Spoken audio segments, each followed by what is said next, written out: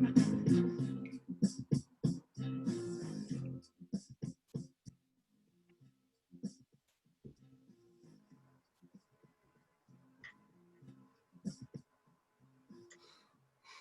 this is the Vinyl Vandals. My name is King Fred. Welcome to our Favourite Five show, and I will hand you on to my colleague who will introduce herself.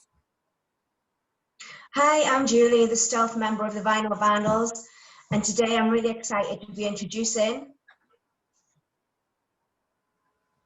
Hi, my name is InchHigh.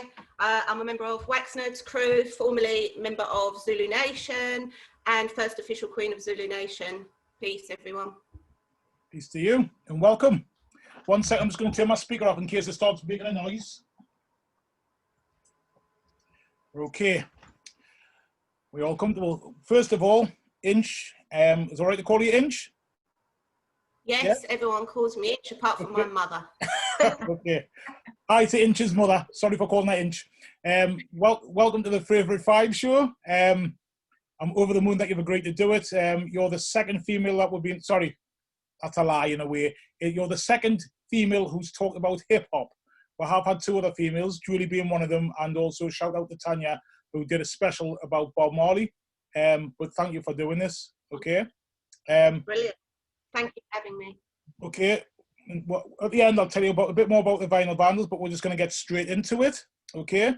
The way it goes is we're going to ask you some questions about what your favourite five is. Who have you chosen? Have you chosen US? Have you chosen USA or have you chosen UK? I've chosen UK. People that know me know that my first love is UK hip hop. Although it was the American stuff that got me into it, the UK stuff has always been in my heart, really. Nice one. Okay. We'll talk a little bit more about that as we go on. But I suppose, as they say, with no further ado, let's get into your first choice. So before we start, though, sorry, I should have said this before. Have you got a hierarchy of albums, or have you got like a 1, 2, 3, 4, 5, or are they all the same? How would you categorize them? I would say I've got my number 1 and 2, and then the rest are on the same level. Yeah, okay. They're on par. We'll start with your on par ones first, then, and we'll work towards it to your pinnacle. Okay. All right. Yeah. So, pick one from your bottom shelf, then first. All right. None of them are bottom. They're all wicked albums. That's fair enough. Yeah. There's no bottom. I don't want us to get in trouble. MC Mello, Thoughts Release. Nice. We haven't had that yet. Nice one. We haven't had that one yet. You chose this one. I love it. Yeah. Yes. And sorry, I am referring to notes because I've got a bit of Alzheimer's. That's fine. It's an age thing. Go ahead, Fred. No, you go ahead. You explain to me and Jooli why you picked MC Mello, Thoughts Unreleased. What's it called again? Thoughts Release. Thoughts Release. Yes. Go on. Yeah. Yeah. So this album for me was a bit of it's almost like a spiritual journey. Yeah. Mello's a really spiritual guy. And what I loved about this album is the consciousness contained within the album. Yeah. Mello himself is such a gentleman as well. Yeah. I love his flow. I love the beats used within this album. Yeah. And look at the liner notes. Lots. Yeah. Yeah. I mean, I don't know if you guys are the same, but that's one thing that I actually love about records is the fact that there's, you know, it's tangible. You can sit here and read it, you know. Yeah. Love it. Cool. And what's your favourite track off there? I had to re-listen to all of these albums, just to get the old brain cells going again. And it was Total Eclipse of the Art. Yeah. I think all of these are produced by Sparky, aren't they? And Pogo's the DJ on all of these. remember rightly. So it's kind of like, this to me is like first generation UK hip hop. Yeah. And the reason why I like this Total Eclipse of the Art is because of the samples used. Okay. It's James Brown, obviously. Most of my choices, there's some element of James Brown. So it's got the funky element, it's got the conscious element. Yeah. Yeah. Can I play a bit? Rather you didn't, because only what happens is it will get cut off. So Can't hear it. Yeah. So I'd rather you didn't play them, because what ends up happening is. Do you know the track though? What's that? Yeah. I've got it. I've got it. I've got it. I've got the album. Yeah. You've got the album, Jooli? Yeah. I have, yeah. I mean, that James Brown sample has been used on quite a few things. It was on Daz FX. Yeah. It was on Funky Definitions by Lord Finesse. Yeah. You know what I mean? Yeah. It's a really good track. That was one of my tops on the album as well. What I love about it, also, though, I think. Go on. Sorry. Go ahead, Fred. No, so you go ahead. It's just there's a bit of a delay, so I'm not hearing people saying. So go on, Inch, you speak. Go on.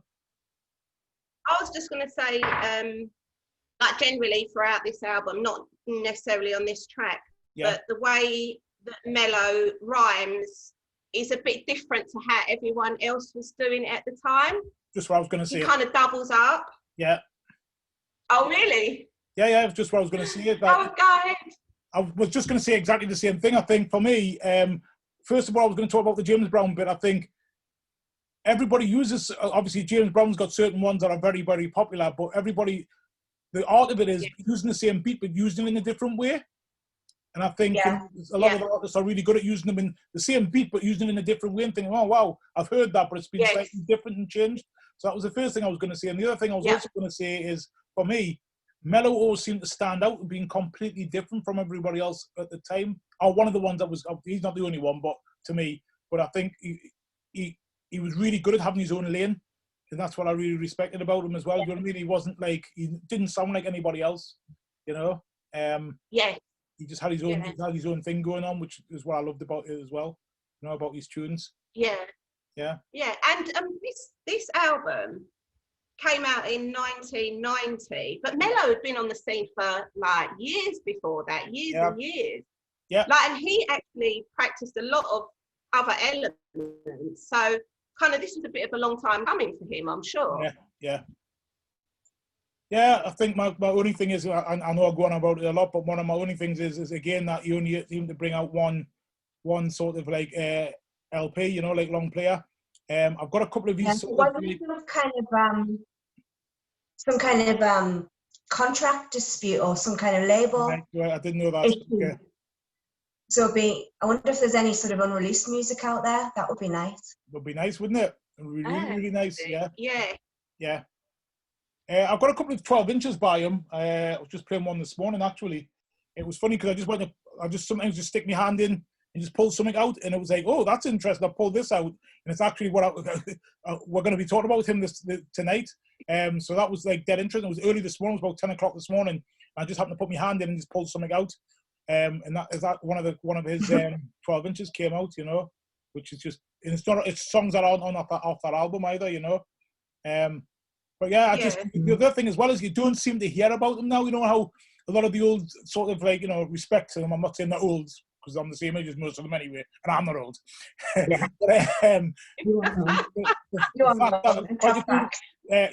None of that cheekness. But the fact that they've sort of, a lot of them have come back and they've made a bit of a comeback, and you see them on, you know, they're very accessible. They're on social media. You can see them on Facebook, Twitter, or on Instagram. But I don't really seem to see anything of him. I always seem to look around for him, but I don't seem to see him. Have you had any contact with him, Inch? Do you know anything about him?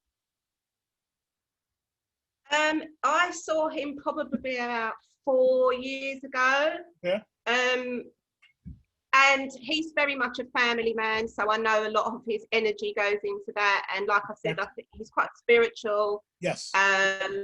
He hasn't forgotten about his music, I'm sure. And I think there was a posse cut, like maybe about 10 years ago, and he was on that. Like I remember there was quite a few old UK, old,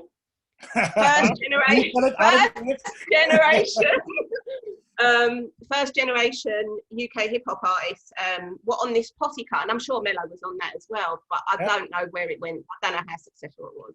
Okay, cool. Okay, you did say what your favourite song was, didn't you? What was your favourite song again? Sorry. Total Eclipse of the Art. Right. Okay. Cool. But the other one I wanted to mention was Open Up Your Mind. Are we cheating already? Whew, it didn't take you long, did it? To break the rules. Riddler will be proud. Shout out to Riddler, by the way, DJ Riddler. Go on then. We'll let you sneak it in quick. You'll make a habit though. No, I'm not saying it's my favourite, but I just love Open Up Your Mind as well. Right. I love that one. Yeah. Okay. But I like but it's not a sneaky favourite. I've got that on 12 inch as well, actually. Yeah. Okay, just a bit about you then. Just for a second. InchHigh. Why? I love that name. Why InchHigh? Because I'm vertically challenged. Okay. So who christened that? Who christened you that name? Well, actually, it was a bit of an evolution. When I was a lot younger, I used to go on CB radio. Do you remember CB radio? I remember CB radio from back in the day, yeah. My name was Crazy Cornflake on CB radio. Yeah. Crazy Cornflake, yeah. Oh my God. Never mind laughing, InchHigh. Never mind laughing, yeah.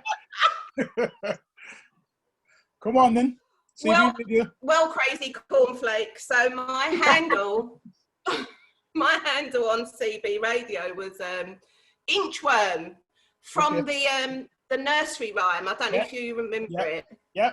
And it kind of just evolved from that. As I grew up, I just sort of changed it. I thought I needed something a bit more adult. Mm-hmm. All right, cool.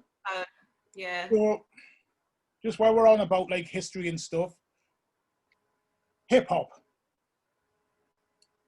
How did you get into hip hop? What's your hip hop history? Tell everybody as well what your hip hop history is. Well, even before hip hop, let me just go a bit further back. Yeah. I've always been really deep into music. Even before I was 10 years old, I was really deep into music and I collected records and things like that. So obviously it was kind of charty stuff. And then as I got into like more senior school years, I got into the alternative scene. So I was into things like Spear of Destiny. That's him. Yeah. I was into all that stuff, like quite alternative. Yeah.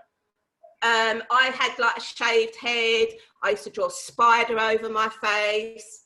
I wore nothing but black, DM shoes.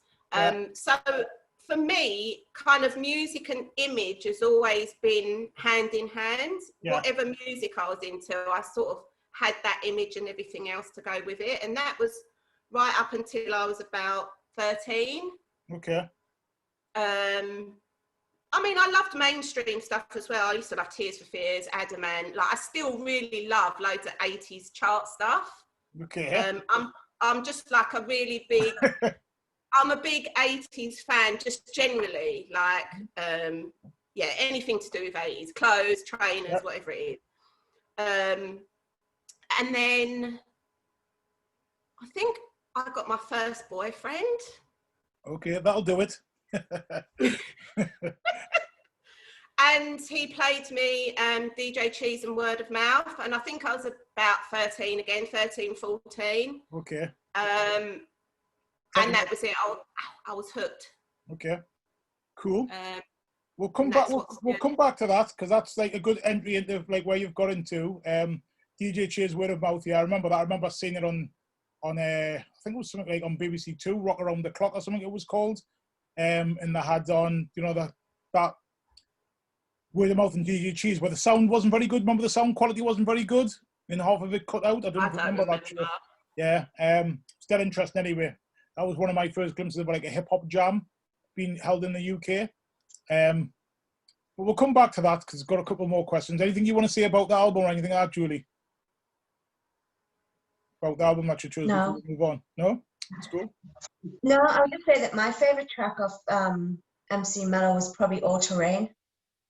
Because it was a really happy song. It's, you know, it's like sometimes you just want something that just picks you up a bit and just, you know. Yeah. Okay. It's one of my go-tos, just, you know, when I need to feel a little bit on top of it. Okay. Nice. There's a couple of R&B type tracks on there that I wasn't feeling at the time. They weren't hardcore enough. But when I sort of re-listened to the album, I thought, oh, not bad. We've had this conversation before, Inch, and I think what happens is, you know, you sort of like, as you get older, you don't always want the angry music all the time. You sometimes want something a bit different, like, you know, like what Jooli's just said there, something a bit more uplifting. What I like about Mello, and not so much at the time, but I grew to like him more, was because he was more jazzy. You know what I mean? He wasn't like Gunshot and other people like that would put them, you know, like that boom, boom, boom, boom, boom. He was doing something completely different, you know, and sometimes it's horses for courses. You don't always want the bang, bang, bang all the time, even if you do like it. You know, I don't know many people just want that constantly. So yeah, you could call it R&B. You know, I like to call it more jazzy. But I did like his stuff. It was just completely different. It was refreshing at the time when it was, say, everybody wanted to be like a Gunshot wannabe. Do you know what I mean? Like really, really thrash, fast. Yeah, it had to be hardcore. Yeah, it was something different. So spot on. Okay, put that one aside. Let's move on to your second choice. Yeah, excuse me. I've got really sore hands at the minute. I'm taking it out of sleep. Taking it out of sleep because you may not see it because of the lighting. London Posse, Bites Dentist, Gangster Chronicles. Okay. Nice choice. Chronicles. Yeah. Has this one come up before? It has. I chose it, so it's on my list. Yeah. Yeah, I did see a bit of yours actually. Sorry. Yeah. Yes.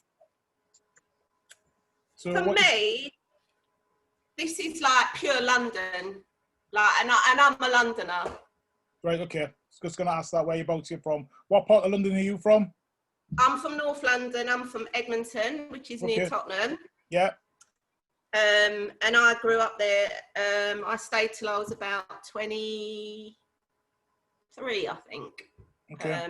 So yeah, they're my ends, if you like. Okay. What I loved about this album also is that it's not just hip hop, it's a bit of ragga as well. Yes. And what I remember going to jams, and it wasn't all hip hop. They did play ragga. They played house. You know, a bit of acid. You know, it was all of that. And so I can kind of relate to like the ragga and the reggae and the dancehall that was around in the late 80s. Yeah. Because it was being played at the jams and it was being played at Carnival, which we used to go to every year. So for me, this is like a nice sort of fusion of those two genres, if you like. Yeah. Can't disagree with you at all. I love my ragga as well. Obviously, I'm born and bred in Newcastle, but I have family down in London, so I used to go to Carnival every year. Come down to go to Carnival.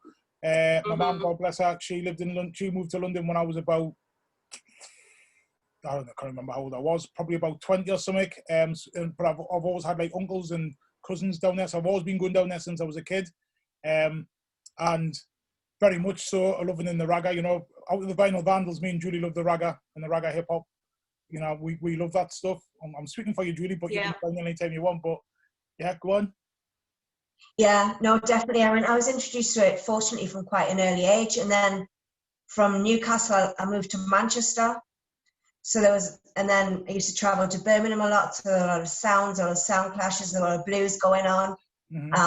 Carnival, I used to travel down to that. There was a really good carnival in Birmingham and Leeds as well. Yeah. So to get in, like London Posse, it was like an easy transition. Yeah. You know, because like you say, fused it together and it you know, just worked so well for me. Interestingly enough, it wasn't the ragga that drew me to them. What drew me to them was two things. The main thing was I went to, you know, I've said this before, but I went to see a band called Big Audio Dynamite, because I'm a big Clash fan. I used to be into the Clash. Oh yeah. And then Big Audio Dynamite came along, and they were mixing, obviously, like, sort of like reggae and sort of like hip hop, early elements of hip hop and stuff into their music. And then they came to Newcastle, and then when I went to see them, lo and behold, who was supporting them, these youngins got on stage and started rapping in like London accents. I was like, whoa, this is different. And it was London Posse. And it just, from then I was just like, these are mint. I need to get any record they bring out. I need to find out who they were. I was on the phone to my cousin saying, I've seen this group. They call themselves London something or other.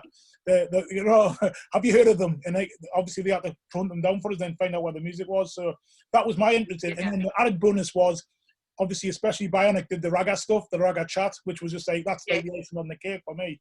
You know, loved it.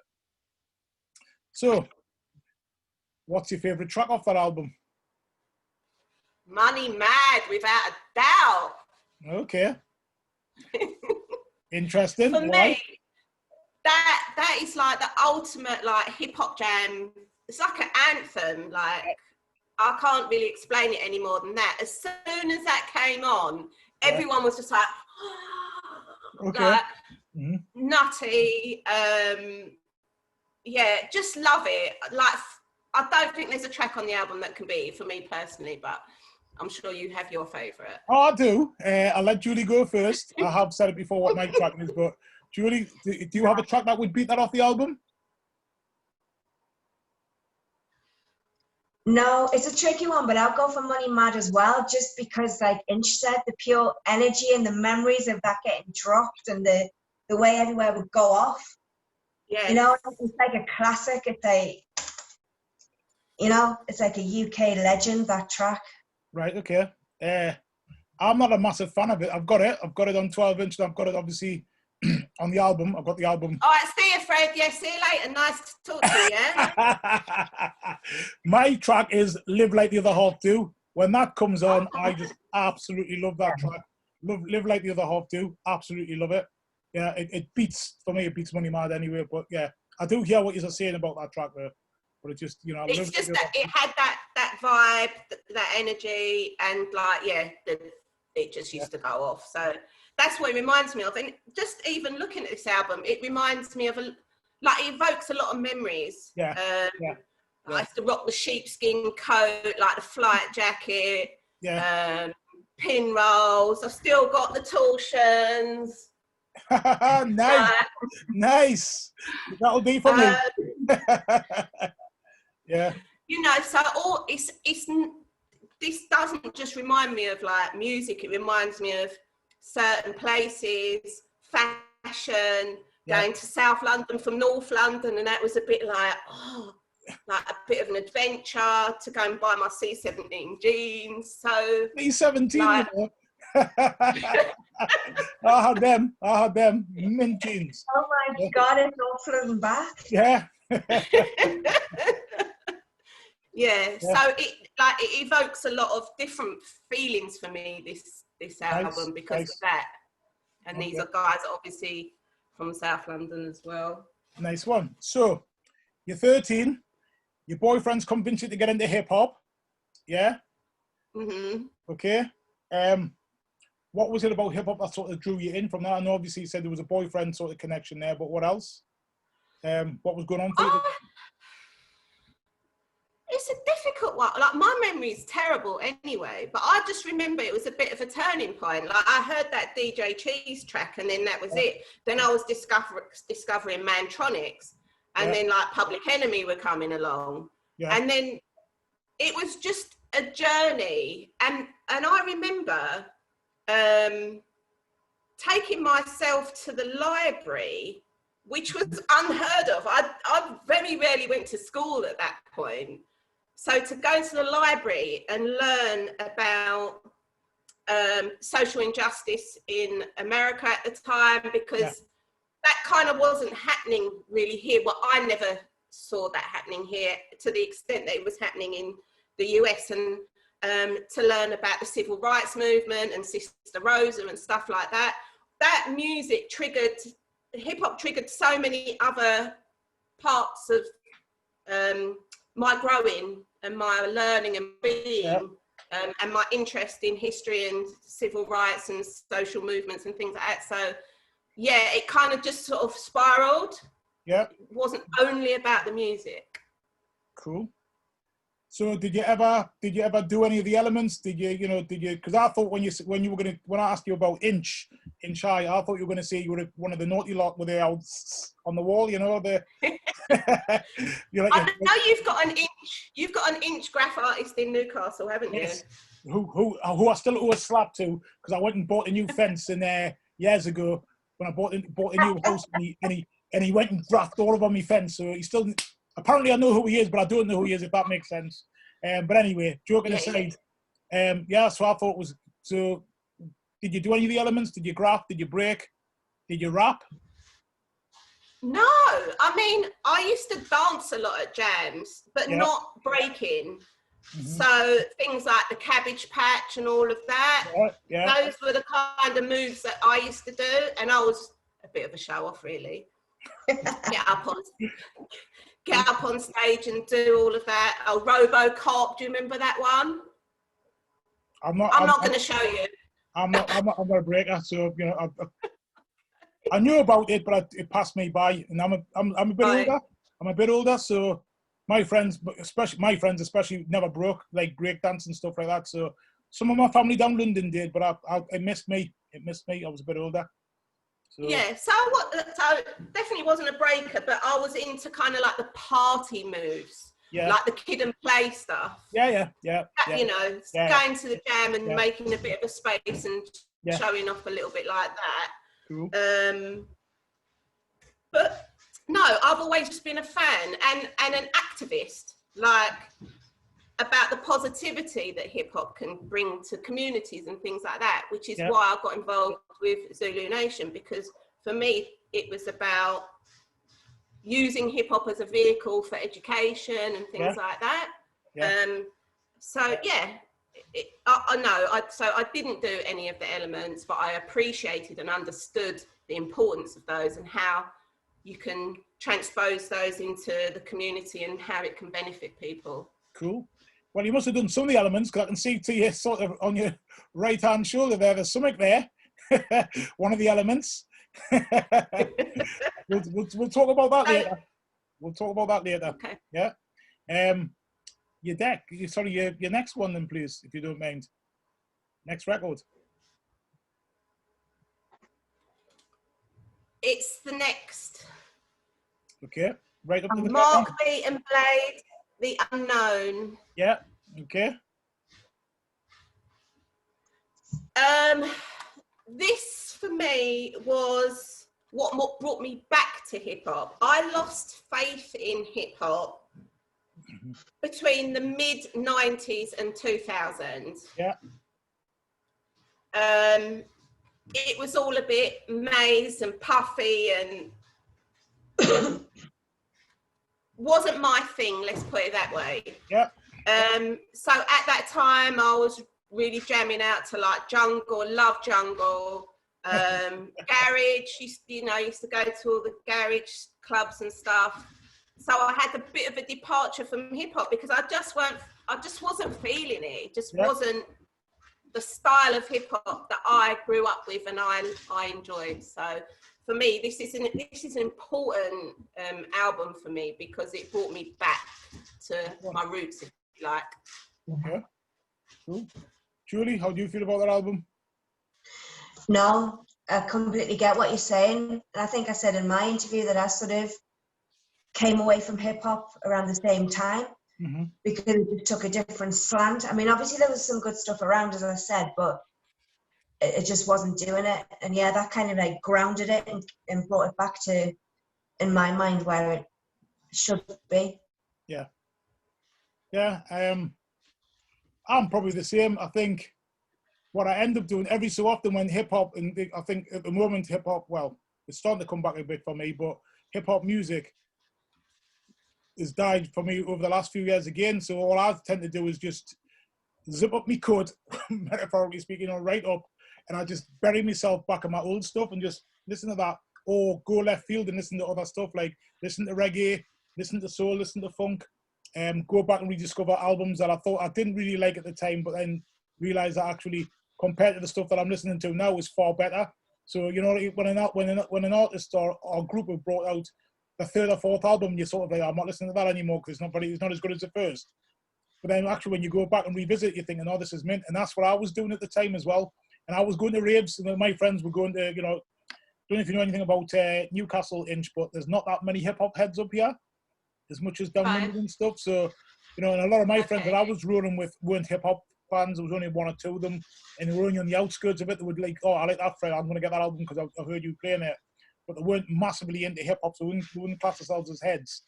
And I think I was going to raves. I was shocking out. I was going down to London and going to jungle stuff, because jungle was all the thing. It was all the rage.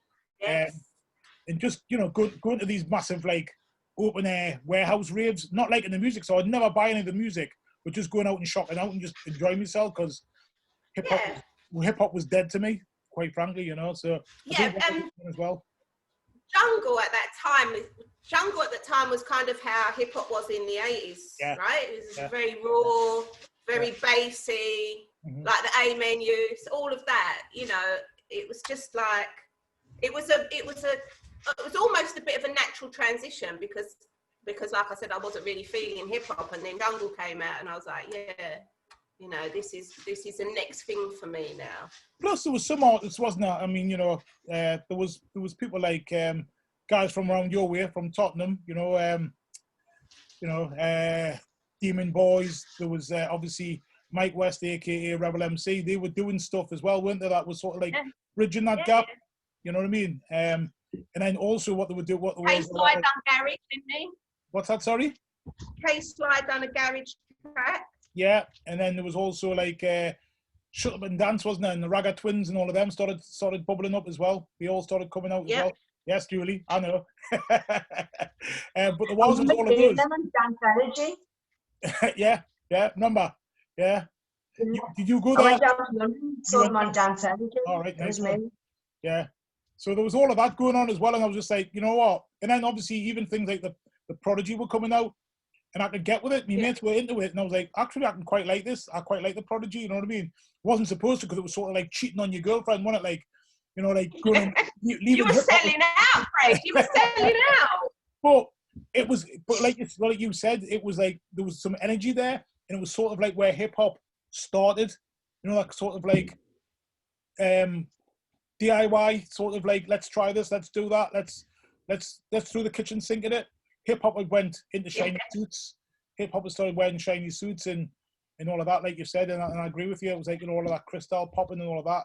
And we sort of I got sucked into some of it, and then thought, whoa, actually, this has gone too far. And I left it for a while. I definitely did, you know. Yes. So, what's your favourite track off there? I'm just reading my notes because, again, I had to re-listen to this, but I had to listen to it on YouTube because I don't have the record and I've lost the CD. So, look, are you? No. For me, the standout track was, well, first of all, let me just say I knew the words to almost every track on this album. I played it that much. It was in my car a lot, so it was probably in the car when I sold it or something. Yeah. So You Don't See the Signs is my favourite track off this album. Jooli? No, it's because I've got the same one written down, and now it looks like I'm just. It's a very good track, though, isn't it? To be fair, you know, it's well documented. I'm not gonna, you know, I get on with Blade. Blade's a good dude, but I wasn't a massive Blade fan at the time. But that track. I've always been a Blade fan. What's that? Sorry. I've always been a Blade fan. Fair enough. You know what I mean, from the start. So. Yeah, but that track, I always liked. It was a mint track. You can't, you know, that's the one. Which is that the one with the dum dum dum dum? Is that the one? Yeah. Yes. It's absolutely class from start to finish. When that beat kicks in, and the way he comes on when he starts saying it, and you're just thinking, whoa, it's all over, isn't it? It's all over. And it's, compared to the rest of the tracks on there, it stands out. Like, the other tracks on there are good, but it's so high to me. You know, it's like, it makes some of the other tracks not look as good, but actually they are in their own right. You could take that song off the album, and the rest of the album would still be really, really good. But that album's it's gone to another level, you know, for me anyway. Yeah. Is it a diss track? I was listening to the lyrics and I was thinking, is this a diss track and who is he dissing? That's one of those ones that you always think that, don't you? Because some of the stuff he's saying, even from the start, you know? Yeah. He's obviously maybe he hasn't got any one person in mind, or maybe he's just thinking about people that are sort of selling out and doing certain things. But yeah, you can definitely hear that there's something there that he's got something to get off his chest. He's definitely angry about something, I would say. But I don't want to put words in his mouth, you know, but it's interesting. No, of course not. Yeah. But Blade's always been very vocal about the injustice of the music industry, I think. So I think he mentions that in this album again, and he mentions it a lot through his whole career, you know, just how unfair it is, and it's who you know and what you who you know, not what you know or how good you are, that will get you far within the music industry. And I think that's still fairly true today. Cool. Okay. InchHigh, the Zulu Queen. Can you tell us how you became a Zulu Queen? Yeah, I must correct myself actually, because I said the first official Zulu Queen. What I meant by that is the first official UK Zulu Queen. Okay.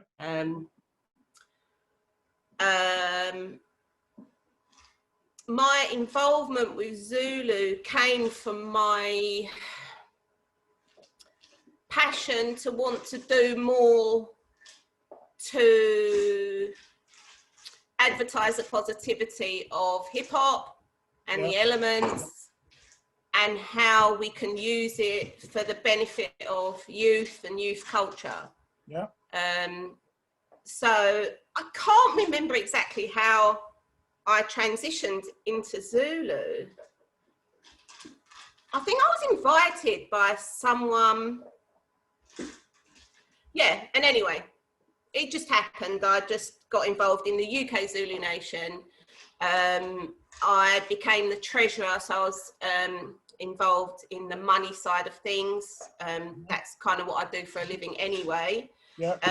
We registered it here as a not-for-profit charity, and we've done a lot of really good work. November is Hip Hop History Month, right? And the anniversary of hip hop and the anniversary of Zulu Nation all happens in November, funnily enough. So we used to do a lot around organising events and stuff like that. And I really enjoyed that work, really enjoyed it. And it was a lot of exceptionally hard work, and it took a lot of my personal time. You don't get paid for this stuff, you know, it's just something that you do because you want to give back to the community and you have a passion for it. Interesting. If you don't mind us asking, obviously there is controversy with the Zulu Nation. Are you still in the Zulu Nation? No, I retired from the Zulu Nation probably about 5 years ago now. Was that before the controversy then, was it? It was during the controversy. Was that a factor in why you left? There was that and other factors. Yeah, let's just leave it at that. It was that plus other factors. Yeah. I'm gonna ask questions, or Julie's gonna ask questions, and if you don't want to say, then you just go and say, "That's fine." I totally understand that. It's fine. But you know, I just want to say that I really enjoyed what I did within that organisation, and it was a great vehicle for like I said, giving back to the community. And you know, no one made any money out of it, and we all done it for the love of hip hop, the love of the culture. Yeah, no, spot on. I can't fault that. I think I do a lot of community work, and you know, I'm not bragging and boasting about people that know me up here know what I do. People don't understand why I do it. People think I'm a bit mad, but some people think I'm doing it for the money. If I am, I'm hiding it somewhere well because I haven't seen it yet. But I just love helping people, you know, whether it's the Vinyl Vandals, whether it's a bridge that I've been a part of, whether it's Keep the Faith. I work for a charity, a children's charity. I'm a youth work manager. I just believe in it. You know, I'm also part of something of the northeast of England African community that in Newcastle, sort of northeast area. Again, all voluntary. So I totally empathise with what you're saying. It's a lot of hard work. It's sometimes thankless work. because people don't always appreciate it. But No, exactly. But at the same time, if you see people with a smile on their face at a dance, if you go to a community centre and there's people there who are, you know, really appreciative, there might be only one person a year that says something like "thank you." That's enough. It is enough, you know. So yeah. And for me, it wasn't even a thank you. It was like you said, just seeing people smiling or kids really being taught how to break or how to DJ or like watching the kids' faces as they're listening, being taught how to do graffiti, all of that. Like, just, it doesn't even have to be a spoken word. It can just be the look on someone's face, appreciating what, you know, what you've been able to provide. Salute to anybody who does voluntary work. You know, I always salute them, because it's thankless a lot of the time, but you get your reward, you get your thanks by, like I said, in what you've just concurred. You see, when you see a smile on somebody's face, when somebody rushes to their mum and says, "Look, mum, I've made a CD with a song on it," or "Look, dad, I can do this move." Do you know what I mean? That's enough. That's enough. You know what I mean?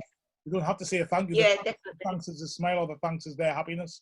So so just from me to you, just to say to you, you know, respect to what you've done and what you're doing. Thank you. You know, spot on. Likewise, Fred. Likewise. No, thank you.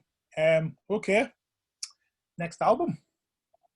Oh, before we go, I want to shout Ziggy, who was actually the first Zulu Queen for UK. I mustn't forget Ziggy. You know, I need to give her props for her contribution in the UK. How many albums have we been through? Sorry, before we go any further, is this the last one, or is this? No, third. I know. Am I boring you, Fred? No. I've just got more questions to ask, and I've got some other things to ask you, and I don't want to get too far to the end. So you're definitely not boring. You're much more interesting than the last female I interviewed, anyway. Oh, should we duff him in, Jooli? It's all right. I know where he lives. So you need to be careful. All right. So now we've got to my top 1 and 2 now. Nice one. Yeah. Okay. So this is a bit of a. Sorry, the dog's barking. This one's a bit. I don't think anyone's going to expect this. This is Chrome and Ill Inspired. All Seeing Eye, released in 2005. Wicked album. I almost forgot about this album. Yeah, love it. There's not a weak track on this album, I have to say. Like, I listened to it again today, and yeah, blinding. It was even hard to choose like a favourite track, to be honest. Got to be honest. Obviously, I have interviewed Chrome. I don't know anything about him really. He's on my. I've got a list because we've been doing this, and people like yourself have given me sort of like stuff to go and check out, which is what I love about doing this. Chrome is on my list to go and check his music out, and not just to casual check out the track. I want to go through, consume as much of it as I can, and I'll probably do that in the Christmas holidays when I'm off work, so I can really take it in properly. I don't know anything about Chrome, to be honest. Shout out again to Riddler, because Riddler's the one that educates the likes of me, Julie, and John about Chrome, because he's always going on about them. You know, rates him high.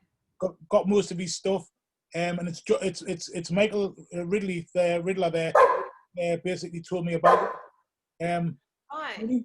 Okay. Interesting. Because Julie.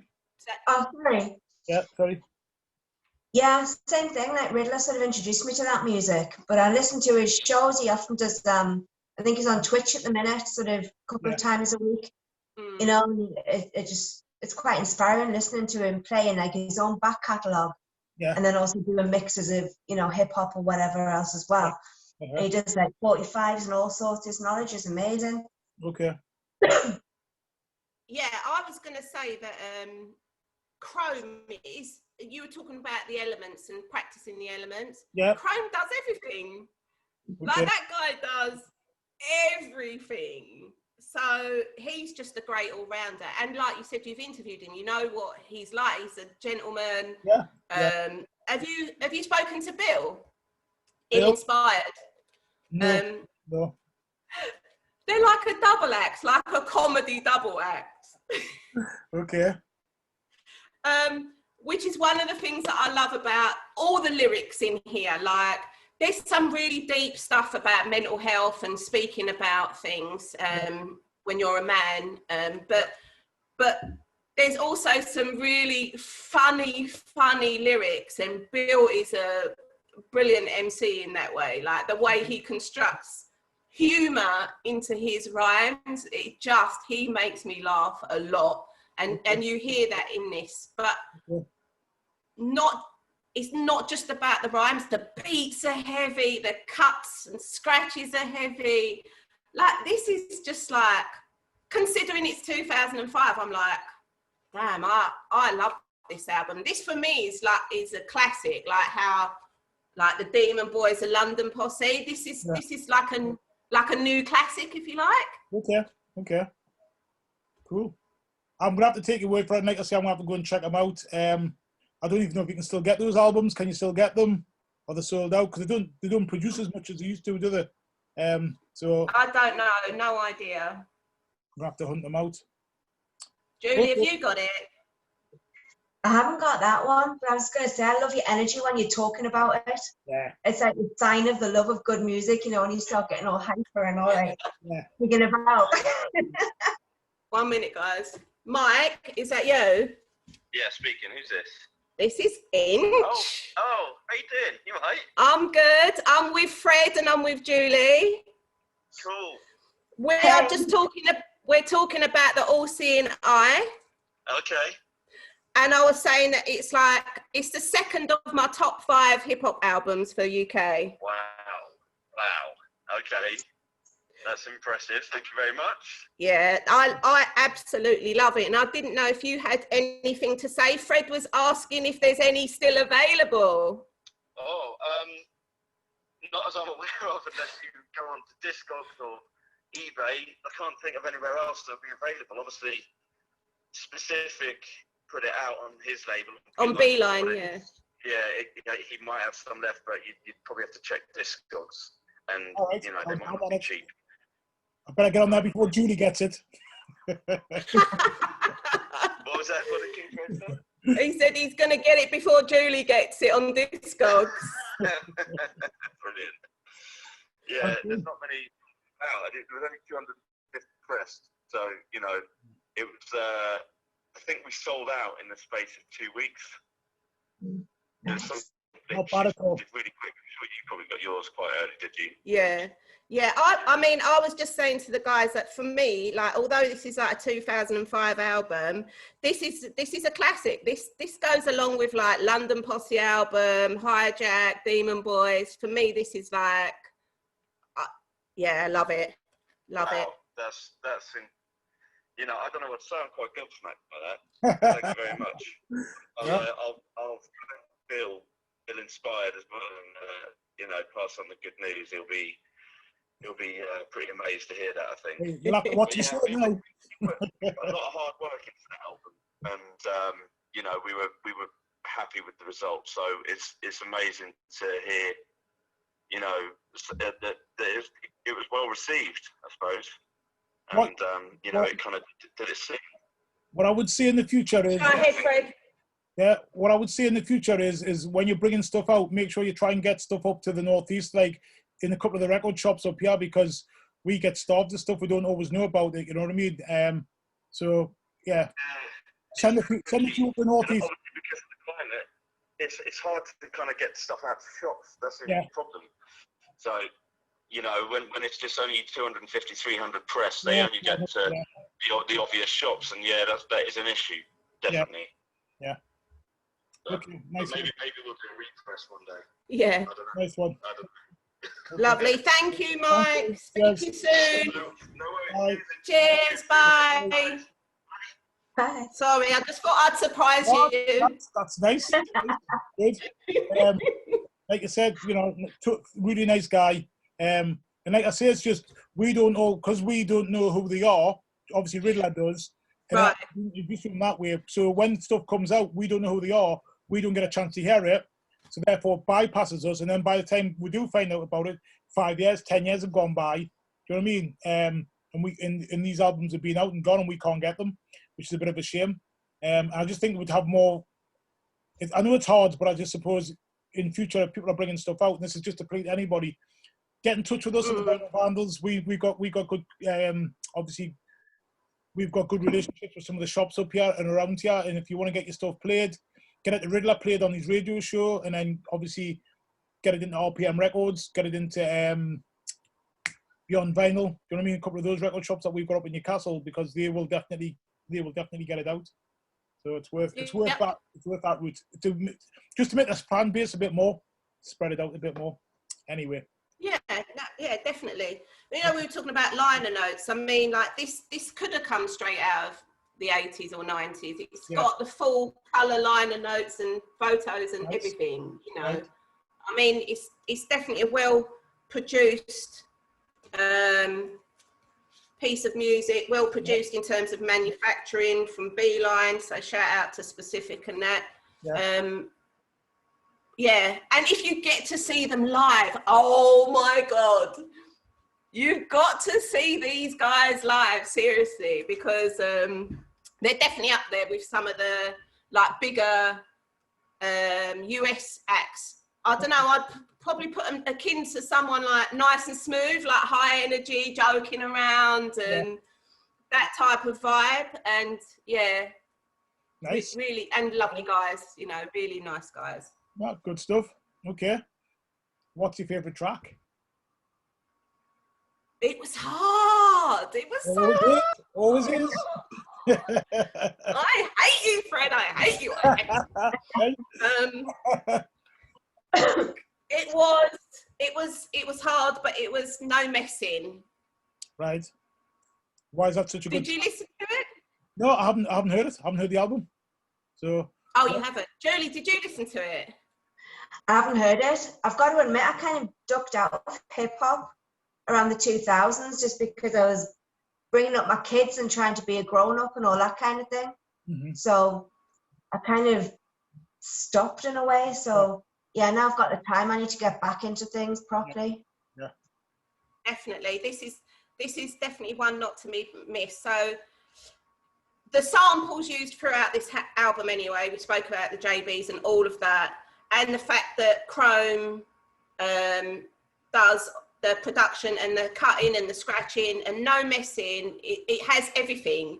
Yeah. It's all, you know, the rhyme, the beat, it's a proper like, that sort of, I can't even say it, it's like that. Yeah. Whatever words you want to use for that, it's one of those ones. It's a head nodder. But you talk about it's a head nodder. Go and hear it. Yeah.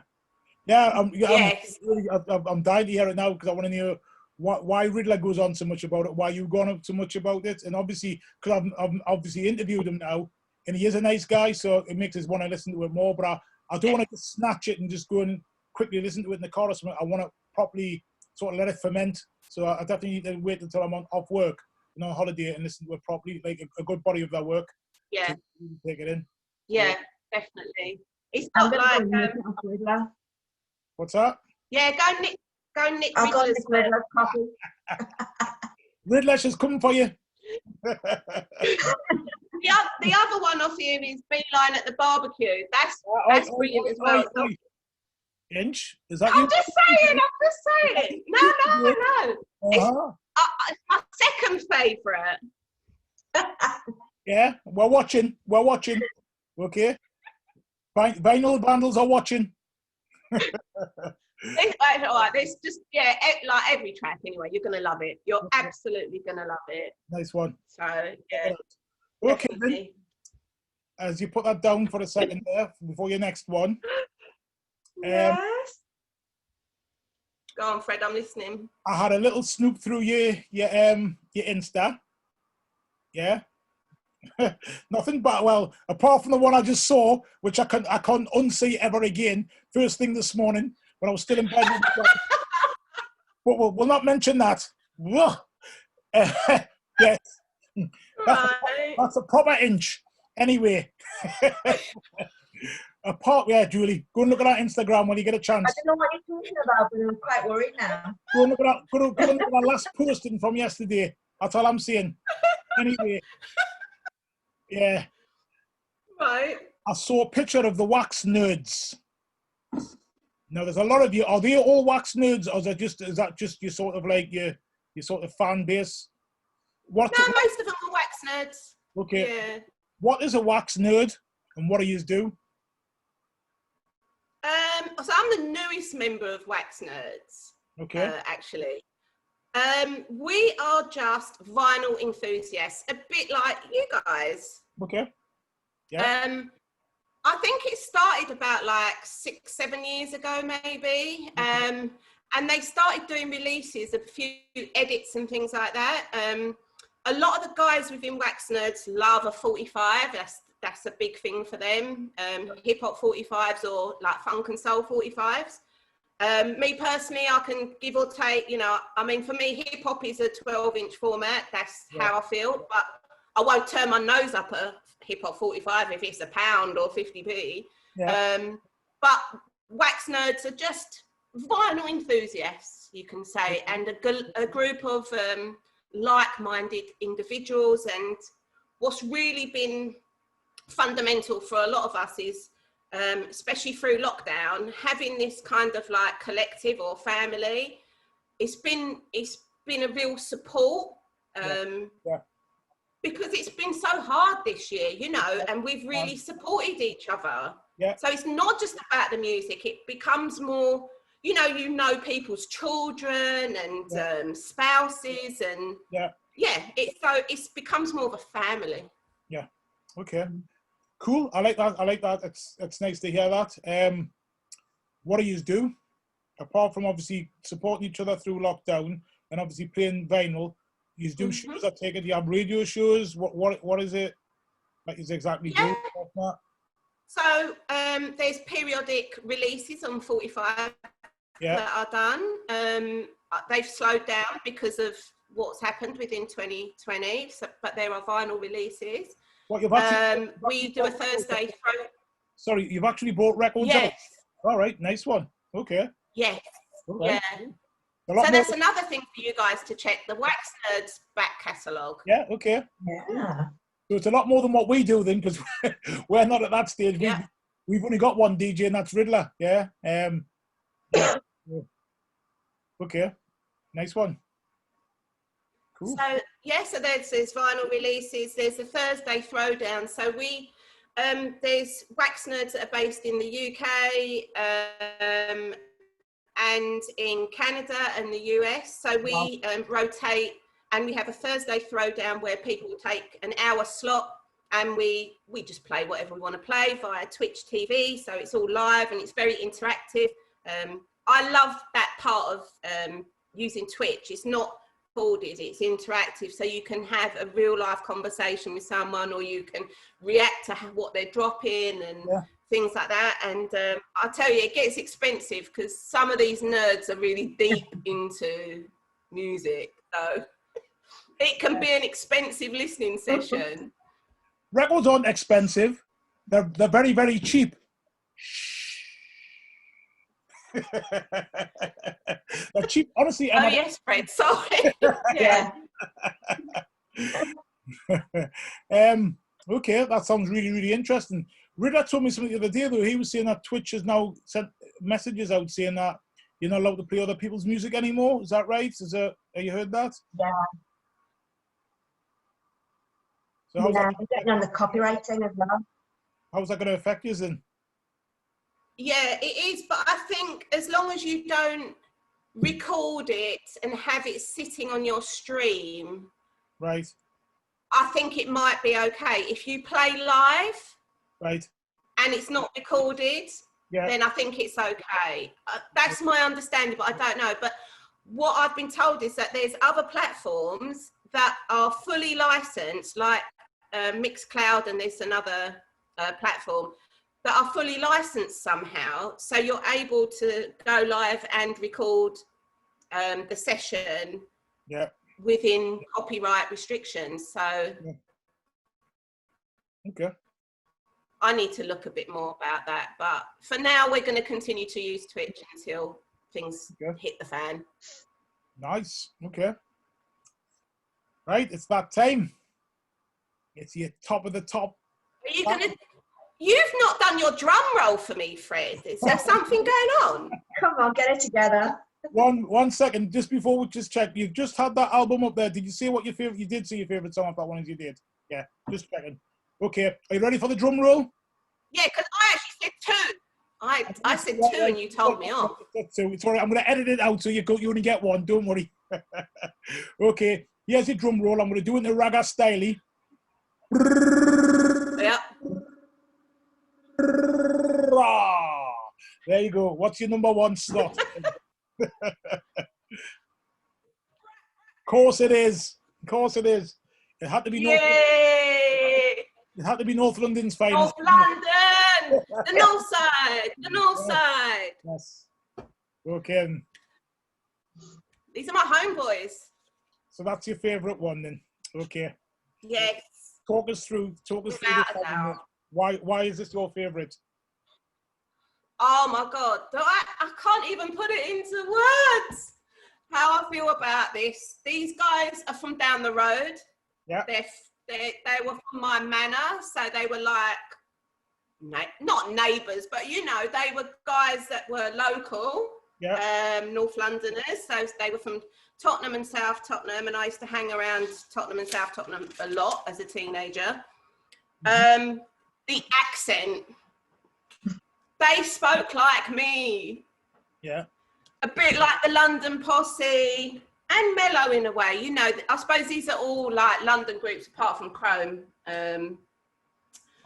But yeah, like they were Londoners through and through. Yeah. It's the ragga element again within this. The beats, the Twilight Firm production. Yeah. What can you say? Look at what they're wearing on the front. Look at the back. Yeah. I'm not arguing with you at all. Only thing I would say is, oh, here we go. Oi, none of your cheek, you. Why that album above that other album? Because of the memories it evokes on this album. Yeah. Okay. You know, Vibes was played out all the time. Recognition was played out all the time. Mm-hmm. Yeah, like even just talking about it now, my heart's like, seriously? Yeah. Like I can't even, I don't know, like goosey bumps, everything. Julie? I know. What? What do you reckon about the album? I love it. I love it. It's always been up there with, you know, my top 7,000 albums. I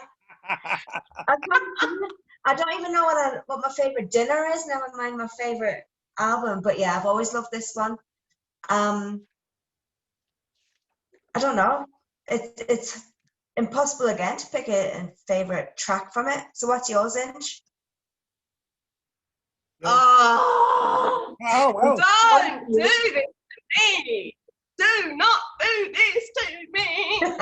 You can't come on and do the ragga drum roll and then obviously bring it out of your little sleeve there and say this is your favorite album, and then not say what your favorite track is. You know, you built yourself up for this. So can you do me a drum roll again? Oh, Julie can. No can.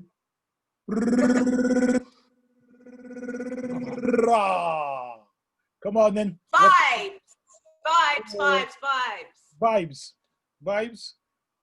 I can't even think what. It's a while since I listened to that album. I can't even think what I would like off that album. What's your favorite track, Julie?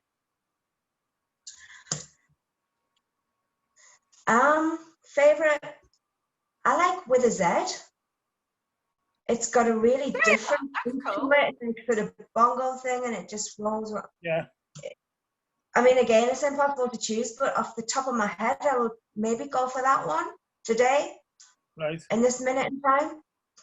What would you say about that album versus what's it called? Guidance. What's it called? The other album? What's the other album called by them? Original Guidance. Original Guidance. Yeah. Yes. Hold up, guys. There's someone on the phone. Gary, is that you? Hello, Rich. How you doing? You good? Yes, boss. You are with the Vinyl Vandals. Yeah. I want to Hello, introduce Vinyl you Vandals. to King Fred and Jooli. This is DJ Devastate. Oh, Way. nice one. Hello. Hello, guys. All right. Nice one. How you doing? You all right? Yeah. We need you on I'm the show. surprising them left, right, and centre. Oh, really? How are you? Everybody's gone quiet, man. Talk to Yeah, me. we're here. Don't worry, we're here. We're waiting to hear what you've got to say. What we're going to say is we need you on the show. We need your input. Sorry, I can't hear you. I can't. The line's not that great. Say that again. Saying we need you on the Say show. it again, Fred. We need you on the show. We need you to pick your favourite 5 UK. Yeah, no problem. Whereabouts you guys based? Newcastle. They're based in Newcastle, G, but Right, everything's so that ain't done. gonna happen. Everything's done by Zoom. We're on Zoom at the moment. Okay, cool, So- cool. So what is it? A hip hop show? Yeah, basically we're just asking people to pick. Fred, We're basically just asking people to pick their favourite 5 UK albums or their favourite 5 USA albums of all time. Hip hop. Okay. Cool, That's it. cool. What's yours then? What's mine? Oh, you'll have to watch the show. I'll get Inch to send you it. I'll get Inch to send you it. Yeah. Yeah.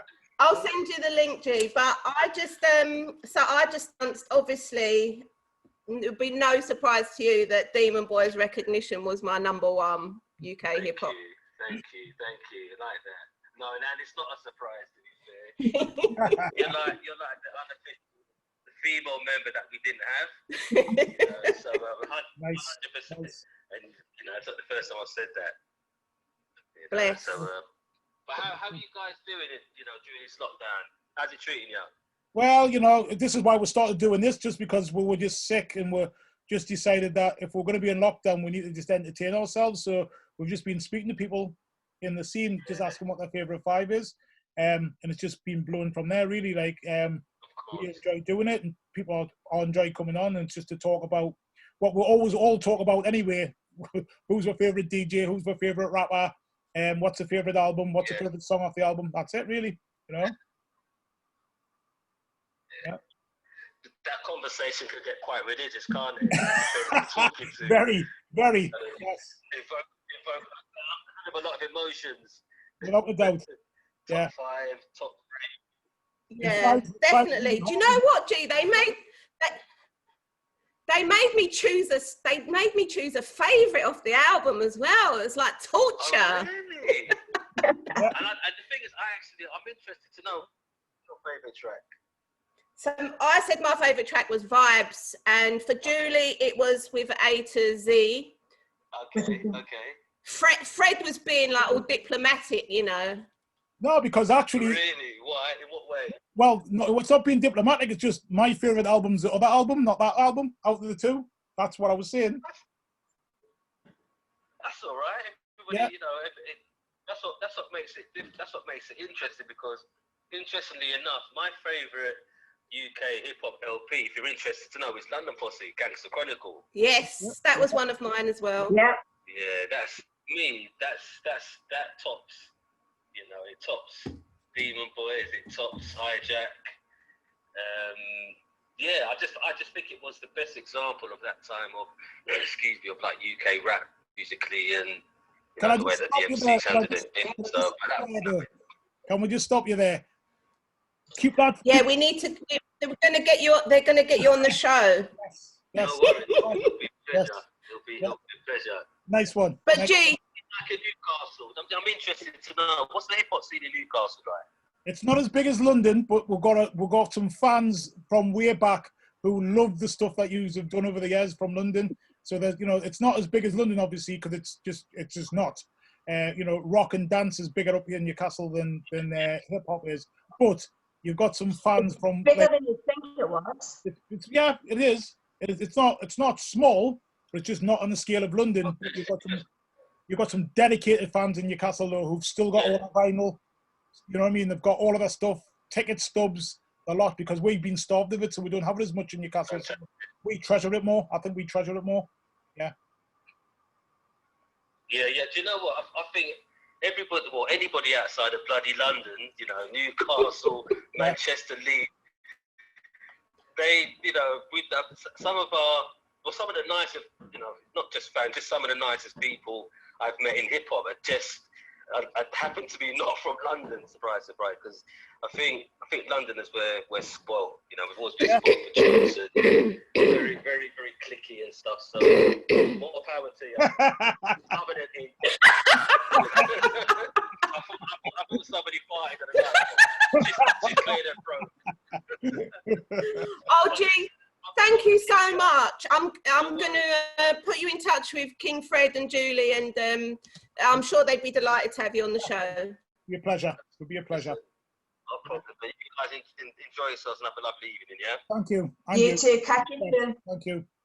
Take it. Bless. Thank you, G. Bye. That's all right. Bye. Bye.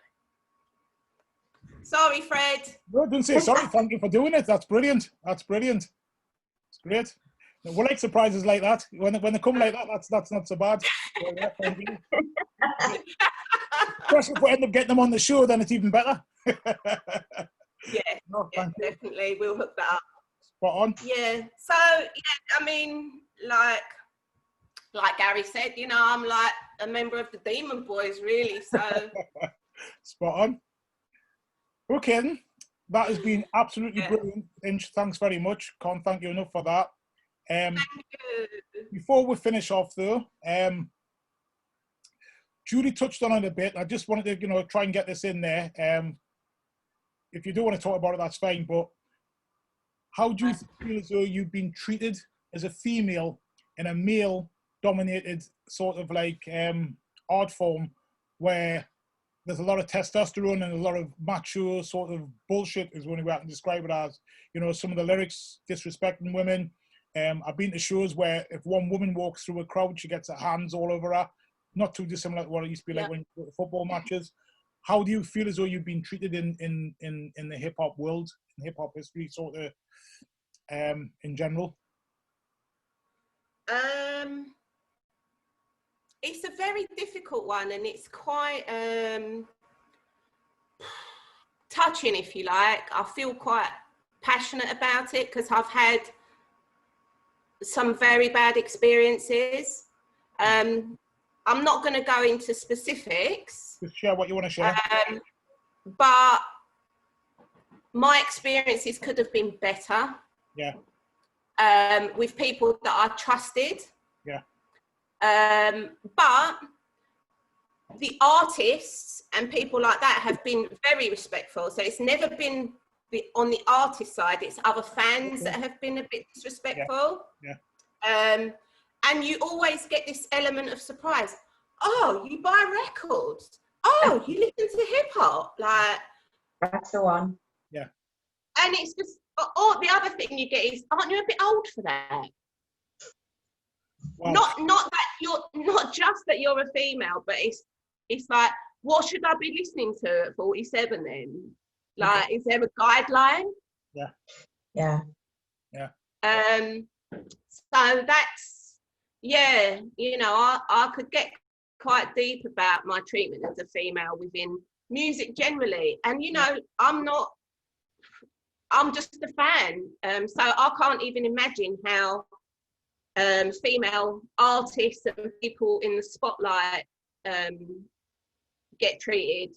Yeah. Because, yeah, it needs to be improved, put it that way. I totally agree. I mean, you know, hip hop isn't, as much as people go on about uplifting the movement and, you know, whether it's Zulus or whatever it is, you know, for my 2 pennies worth, I think people want to have this romantic idea of what hip hop is, but hip hop is just an element in society of the ills of society, you know what I mean? So whether, like I've just said, you know, I used to go to football matches, whether it was racism, whether if there was a girl in the crowd, you know, people would put their hands up their skirt and think it was all right to do that. Grown men putting their hands up like a 17, 18-year-old young woman, a 16-year-old woman's skirt and thinking it's all right. Going to gigs and that happening.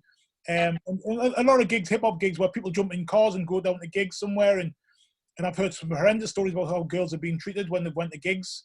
You know, I've spoken to Jooli about this before on a number of occasions. want to speak for Jooli. Jooli can say what she wants, but she's told us some horrendous things as well. And I've had other female people that I know, like, who've talked about, like, and I still hear of it, not just in hip hop, but like getting like willies sent to them on Snapchat or on Instagram because they're into a certain type of music. Men think it seems to be all right to do that. We joke on with Jooli, but some of the things that, you know, Jooli's had to put up with are just disgusting. And just, you know, that's why I was just wanting to touch with it, because I think men need to hear it, that it's not okay and it's not acceptable, you know. Jooli, is there anything you want to say? Yeah, no, it's really interesting to hear that somebody else has sort of shared the same experience. Yeah. You know, I always find like I've always had to prove that I'm there for the music and that's it. Yeah. You know, it's not about anything else. You know, it's not about being a groupie or talking to people. I'm just there purely for the love of music, and it just seems to be a point that people can't understand. Yeah, and I always, I'm surprised that people are surprised about the depth of knowledge that I have. Like, why does that surprise you? Because I'm female. Why is that a surprise? I don't know if you've had that as well, Jooli. Yeah, I mentioned it on the video that I did as well. It almost seems like you have to go that extra to prove your worth in some respect, and I've got no idea why that is. It's just ridiculous. Yeah, but I don't, and we don't have to. No, you don't. No, we don't. I think though what you both just said there, though, to me it illustrates something as well, because I think because people think you're there just for the sort of, like, you know, like if you imagine it being a meal and you just need to be there for the decoration, for the garnish, so they're thinking that you're there for that. So how dare you have an opinion about a rapper or a group and think, well, like what we just went through an hour's worth of your hip hop history of UK, your love of UK hip hop, and the knowledge that you've got. You're educating me as a hip hop fan about some of the stuff that I didn't know about. You've got friends within the scene there that you'll be able to ring up and speak to. You've got an album there that I don't know anything about. So of course you know. I'm not going to go blow for blow for you and say how much you know UK that you know. It shouldn't be about that. You know stuff around UK hip hop and hip hop in general that I don't know. You know about the inner workings of the Zulu Nation. I don't know anything about that. So you shouldn't have to prove yourself. You're right. And it's just sad that you have to. Nobody asks my qualifications in hip hop. They just accept it for what it is. So nobody should ask you or Jooli for your qualifications in hip hop. You know, sad, very sad. Yeah.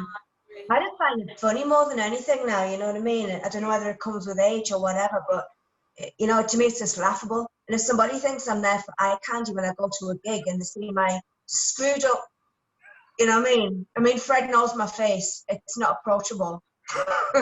I know that. Jooli. The funny thing is, I still approach her anyway, though. Jooli, you got to try harder. You got to do the screw face harder. Jooli could be like one of these, cults where they have like lots of wives. Jooli could have lots of hip hop husbands. If you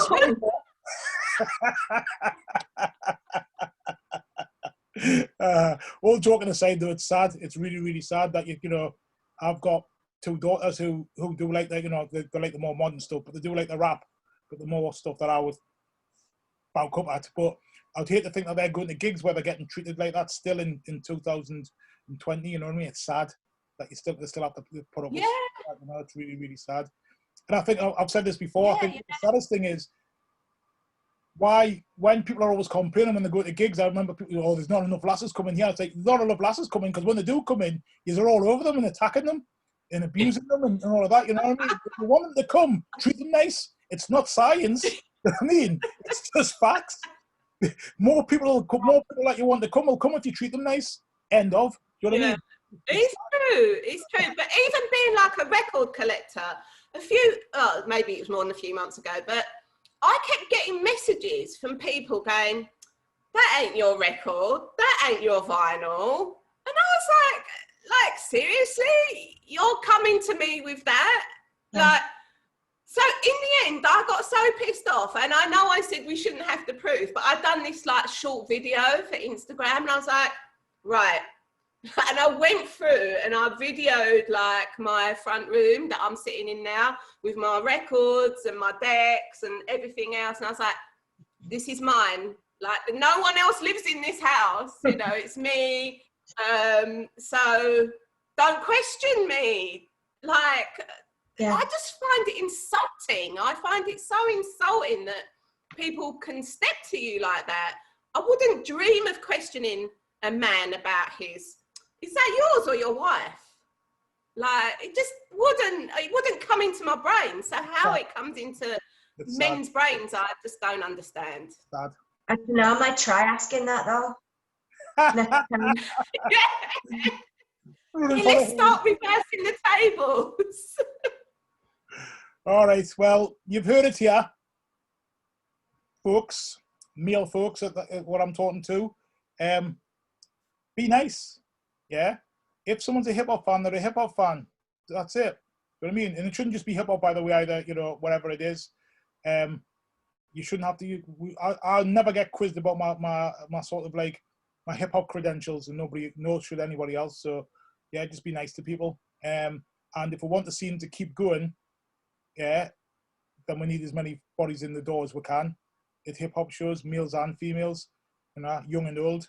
If they like it, they like it. Just, you know, that's all it should be. It shouldn't be about how old they are. You know, I've seen, you know, what I would also say is I've seen young people come in and say, what do you know about this? It's like, same, you know, I'm not saying it's the same thing because it's still despicable, but it's like, they might have listened to it off their dad. You know, I like James Brown because of my dad. Do you know what I mean? Because I was being brought up with James Brown. I shouldn't be asking what I know about James Brown just because I'm not from that era. Do you know what I mean? So it's just, it's to me, it's the same as that. You know, funk breaks, jazz breaks, listen to all of that. And I'm not getting tested on that. You shouldn't be testing anybody else. Anyway, let's get off the soapbox and finish on a high. Inch, thanks very much for that. Fred, before you do that, I just want to say how much I appreciate you bringing up that subject, because it is really dear to my heart, and I'm really passionate, and I do get a little choked about it because of my personal experiences through the years. So I just want to say, like, bless to you and Jooli for bringing that subject up and making it like a topic on this conversation, because I think it's really important. Well, the reason I'm not going to take the credit for that, I mean, obviously, I am a youth worker. I am a youth work manager. I work with young people, you know, and I'm there to be uplifting them. And I'm a community worker as well. Like I said before, volunteer one. I try and fight social injustice wherever I can, whether it's in hip hop or anywhere else. You know, that's not me on my soapbox. That's just anybody who knows that's what I'm about. I've had lots of conversations with Jooli over the year about, you know, also going to hip hop gigs or having male friends. I've always had female friends. I used to listen to sort of like punk and like alternative music, and there'd be more females there some of the time. You know, females used to knock on my door. My dad say, your friends are here, because my dad accepted the fact that I had female friends. Never be my girlfriends, never will be my girlfriends, or just my friends that happen to be female. But Jooli's told me stories about how sometimes females can be a bit funny with her because they think that she's there to snatch their partners, that type of stuff. It's just, you go into a gig, you like the same type of thing, that's what you're doing it for. The reason why I brought it up, you know, you give me thanks, but it's really all thanks is to Jooli, because Jooli's enlightened me and taught me stuff that I've sort of knew about and sort of like ignored or turned a blind eye to sometimes maybe as well in the past, and it needs to be challenged. It definitely needs to be challenged. So the respect is to Jooli, really, because Jooli's brought it up. Brought it up in a video. So thank you to Jooli, really. So I think in the future, you know, if I get some more females on, I think I'd like to do a special on, you know, not so much about the favourite fact, but talking about, you know, slackness, whatever you want to call it, in hip hop, about females. You know, I think it'd be good if, you know, even if it's not me involved, but you talk amongst yourselves and do a special about that, because I think it's an important subject. Okay. Yeah, good. Another one for you, Jooli. Yeah. Oh God, that means I've got to go on camera again. Would be good. I think, you know, no pressure, but I just think it'd be interesting to get about 4 of you on to talk about some of the issues around, like in hip hop, but then some of the stuff that they say in hip hop, you know, like all this pimp business as well. Because what is a pimp? A pimp's someone that treats women really disgustingly, but it's celebrated in hip hop. But I'm not going to get on my soapbox now, but I think it's definitely a conversation for some time in the future. We are the Vinyl Vandals. Who are the Vinyl Vandals? The Vinyl Vandals are 4 of us, so shout out to the 2 that aren't here, which is Riddler and John. Riddler has a show, DJ Riddler has a show every Monday night from 7 till 8 on Method Radio, which is hosted on the MixLR app. We also have the Trainer Detective, which is me and my son, Fathead Asher, who do a thing called the Trainer Detective, where we like to go into people's houses and they show us their trainer collection. You know, we'll like to interview people who've got over 30 pairs. I'll be coming back to you for that, Inch, because I bet you've got loads of trainers. So I'll be back for that. But at the moment, we can't go into people's houses. So what we're asking people just to come on here and show us their favourite 5 trainers. So if you've got 5 albums that you want to talk about, 5 trainers that you want to talk about, just give us a shout, because we'd love to hear from you. You don't have to be a top rapper. You don't have to be a DJ.